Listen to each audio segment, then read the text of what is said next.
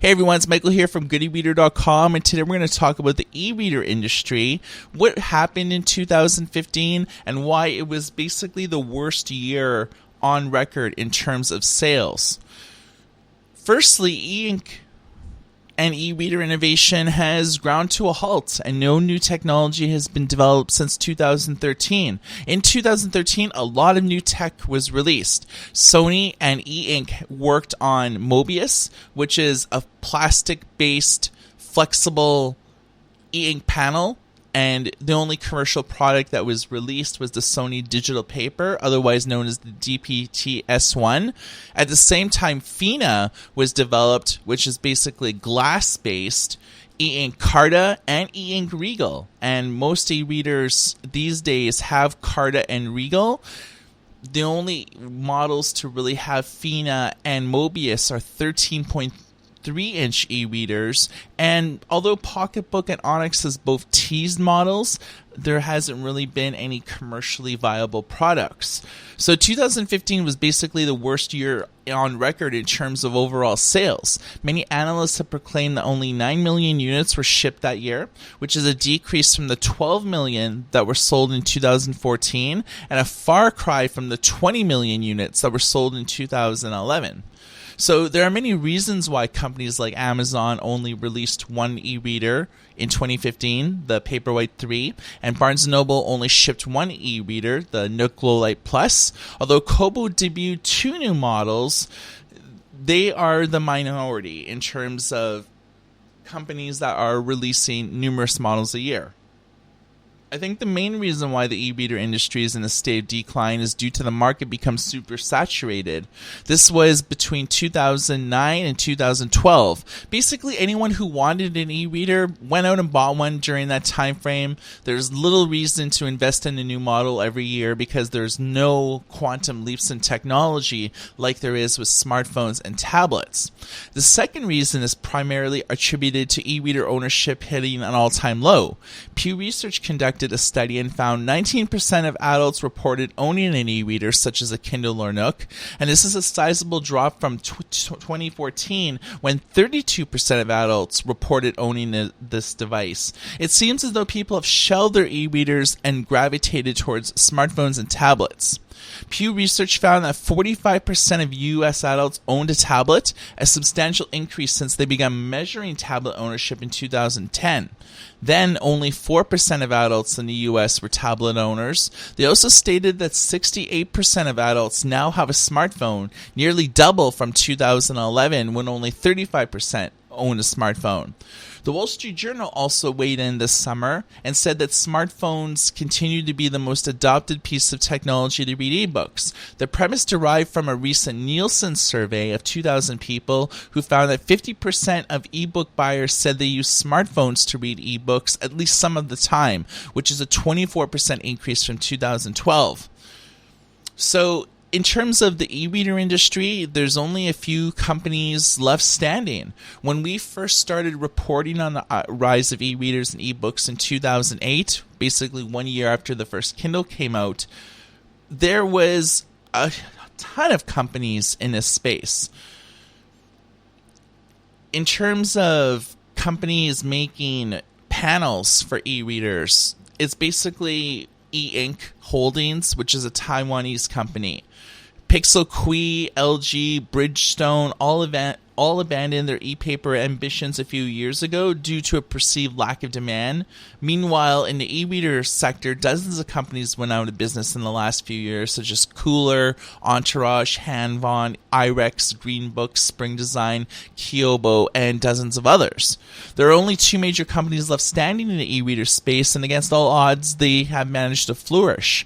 Amazon has the largest market share, and they account for 75% of all ebooks sold in the US, while in the UK this figure is closer to 95%. The second major global player has to be Kobo. The company has been on an expanding rampage, trying to dominate markets early before Amazon could swoop in. One of the biggest secrets of their success is getting their devices inside bookstores where their prospective customers are. Michael Tamblyn, the CEO of Kobo, told me on a few occasions that they focus on bookstores because their product seems more organic and wholesome instead of being sold at a big box retailer where technology is often cold and impersonal. So, what's an e-reader discussion without the Barnes & Noble Nook? The company released a new waterproof e-reader this year, the first new model since 2013. Barnes & Noble has lost money on the Nook for the last 4 years straight. In total, they've lost around $1.2 billion. They have too much inventory, they're selling too few units, and they thought they could solve this problem by contracting out their tablet design to Samsung and their e-reader design to Nektronics. Really, it's been a dismal failure. The main problem with the largest bookstore chain in the US is that they utterly refuse to enter into new markets and sell digital content. This not only hurts them, but leaves some of their customers in a quagmire. For example, digital library distributor Overdrive sources their digital magazine collection and student newspapers from Barnes & Noble. Because Barnes & Noble only sells in the US, it limits Overdrive's capability to sell this kind of content in other markets. So really, it's forcing them to find someone else so they could sell magazines in countries like Canada or the United Kingdom. While Amazon and Kobo dominate the global stage, there are still a handful of key regional players that have any sort of sales record and established customer base. One of the most well-known is Tolino, which comprises of an alliance of telecom and tech companies that wanted to develop e-readers and open up a digital bookstore to prevent Amazon from dominating the German markets. Meanwhile, in the Netherlands, Icarus is a well-known name because they have a series of Android-driven e-readers that allow you to install your own apps. Pocketbook tends to dominate Eastern Europe, while Energy System does quite well in Spain, and finally Onyx Books primarily focuses on the lucrative Chinese market. Will 2016 be any better? Well, I'm hoping that there will be a number of new technologies that will be in play that will hopefully make e-readers a little bit more viable. In 2015, in June, Freescale announced their IMX7 dual-core processor, which be incorporated into the majority of new e-readers. It started mass production in December of 2015, and it will likely take around 6 months for companies to be able to leverage the new chip to be able to get the most bang for your buck. So what is the IMX7 dual-core processor? Well, to give you just a sort of like a surface overview, it basically adds another core, so e-readers will be faster.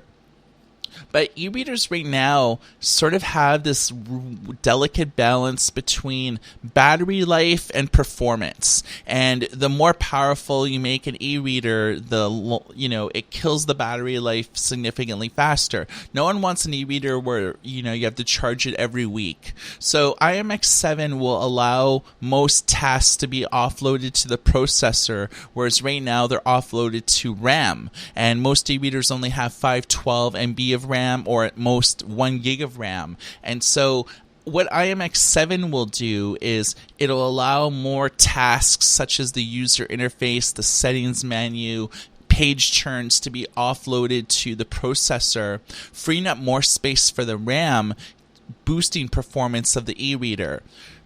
E-Ink should also announce the second generation E-Ink Regal in 2016. Now, the Freescale processor was not only developed to work with the current generation of e-ink panels like Regal, like Carta, like Fina, and Mobius, but it was actually made for whatever e-ink was working on next. And chances are Regal 2 has been in development for a while, but I don't think it's going to actually be released until SID Display Week of 2016, so a few months from now. This is just my speculation, but I do feel like in conjunction with the Freescale processor and Regal, this will really kind of give people a reason to upgrade to a new e-reader, because with Regal and the Freescale processor, you'll be able to do animations a little bit better. So a lot of e-readers in 2014, 2015, they ran Android, so it allowed you to run your own apps. The problem is that most Android apps have animated page turns. They have like a lot of things happening because they're primarily made for smartphones and tablets. So you can peek what's on the next page. There's like a lot of cool functionality, but on an e-ink e-reader, it really stutters. When you churn an animated page turn, the way the e-ink page refreshes work is that you really don't get a great experience. But with Regal 2 and the Freescale processor, you'll finally be able to get that same type of e-reading experience that you would get on your smartphone and tablet, but on an e-reader. So the more Android e-readers that hit the market, you'll be able to actually take advantage of that, but most likely Amazon, Barnes & Noble, and Kobo will be able to leverage this technology with their in-house apps and be able to actually make different ways to be able to read books that is a little bit more intuitive, but actually feels really nice. So I kind of feel like Regal 2 and the new Freescale processor will hopefully debut and be inside e-readers in late 2016, and I really think that that would give people a reason to upgrade their new devices, because you'd be able to get things out of an e-reader that so far that you've only been able to get out of a tablet and smartphone. So I've droned on long enough, but this is an overview of the e-reader industry. Now, a few clarifications. Regal and all these other like little things were not made for large screen e-readers. So Carta screens, for example, cannot be used in large screen e-readers. So the reason why I don't think that 13.3-inch e-readers are viable right now is just because they can only use Mobius and Fina. Those are the only two screens that large screen e-readers could have. Now, there is a huge cost barrier for those. I believe that just to get the e-reader with no software costs around $600. And if you factor in distributing and everything like that, it's no small wonder why 13.3 inches don't work, because they have to hit the market at like $750, $800. And why would you want to spend that much money on an e-reader when you can get 2 or 3 tablets for that amount of money? So I kind of think that large screen e-readers are likely dead, because who wants to invest that much money in manufacturing, research, and development when the final product is like $750, $800 in order for companies like Kobo or Amazon, prospectively, to make money?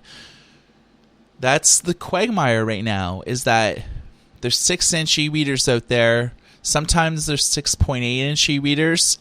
And anything bigger than that uses really outdated e-ink display panels like e-ink Pearl, and it really doesn't make the e-reader fast, robust.